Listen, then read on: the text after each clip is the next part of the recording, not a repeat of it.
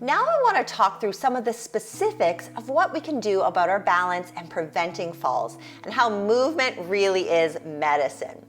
So the three key areas of balance and falls prevention management would include exercise, environment, and nutrition. So let's talk about exercise. So when it comes to balance and reducing falls risks, let's see what the evidence says about what we should be doing for exercise and balance. All right, so if you're over 50 years old, performing functional training and balance training has been shown to reduce the risk of falls. And something called multi-component programs, which would include some resistance training in there, is a key component for reducing falls and strengthening your muscles. And these should be done at least 2 to 3 times a week. Also, I would love to advocate for impact training, which can help improve your bone density, your bone strength, and your physical function as well. So certain exercises and movements are going to be more beneficial than others. So let me just give you a debrief as to which exercises are the most important and what they are. So the functional training bit, these are exercises that will help you get stronger and more mobile during everyday tasks, like getting up from a chair or getting on and off the floor. Now, balance training, these are exercises that are going to challenge your ability to stay upright, both while you're standing still or while you're moving around. Now, resistance training, these are going to be exercises that use weights or resistance bands or even your body weight to challenge key muscles throughout your body to get stronger. And finally, the impact training that I mentioned, this type of training will load your bones to help strengthen your bones and improve your overall function as well. Now, exercises really need to be sufficiently intense, meaning if they're too easy, they're not going to be of benefit, and you need to do enough of the exercises and frequently enough throughout the week. They need to be safe, individualized as appropriate, and progressive in nature, meaning you just don't want to do the same exercise all the time. You want to keep building upon it.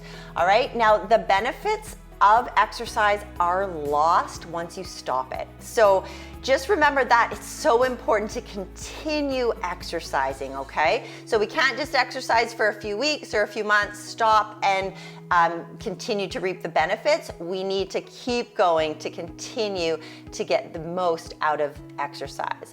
All right, so let's talk a little bit more specifically about balance exercises. Now, all balance exercises are not created equal. You have to challenge your balance adequately if you want to reduce your risk of falls. So the higher intensity the balance exercises, they're going to be more effective to prevent falls.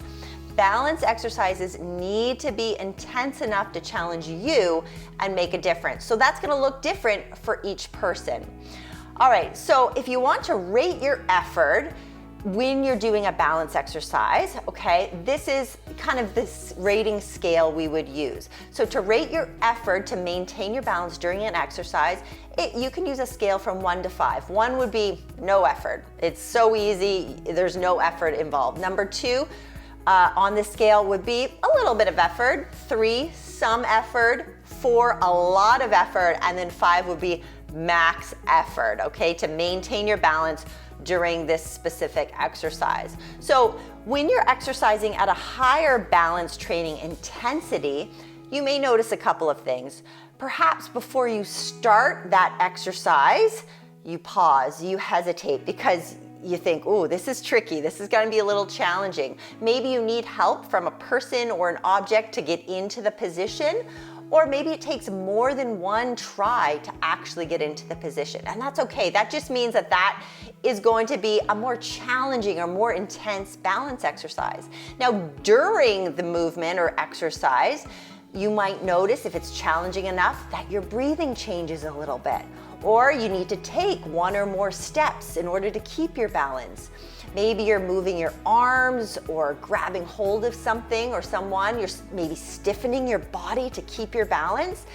You might feel unsteady or need someone else to help you regain your balance. And those are good signs. That means you're working your balance in a challenging way, in a more intense way. So that's what we want you to notice when you're rating maybe that out of that scale 4 to 5 out of 5. That's where we want you to be in order to challenge your balance adequately enough. Now, if you're doing other activities or exercises, like maybe you walk regularly or you go to a fun group activity or exercise class, that's fabulous. But it should be in addition to, it shouldn't be replacing the specific balance exercises, resistance training, or impact training, okay? Because for instance, walking alone, research has shown it will not improve your balance and it won't increase your muscle strength. You need to do more specific training to really make sure you're getting to your balance and your muscles throughout your body to strengthen them. Now, just a side note, if you do have a neurological condition, maybe like Parkinson's disease or MS, or maybe you've had a stroke or some mild cognitive impairment, maybe some dizziness or vestibular issues, or perhaps you're recovering from a hip fracture, it would be really wise and recommended that you get individually assessed by a physiotherapist so they can really inform you what balance exercises are going to work best for you. All right, one last tip here. Learning how to get on and off the floor and practicing that daily is going to be so important, because a lot of people, if they fall and they get stuck on the floor, okay? So a lot of people, especially older adults, this can happen to, and it's associated with many other health concerns. So we really want to help you regain this skill from a physiotherapist point of view. This is an important thing to be able to get on and off the floor. And the key is going to be to break down the movement and relearn each of the specific movements in that. So practice getting on and off the floor. That's a tip.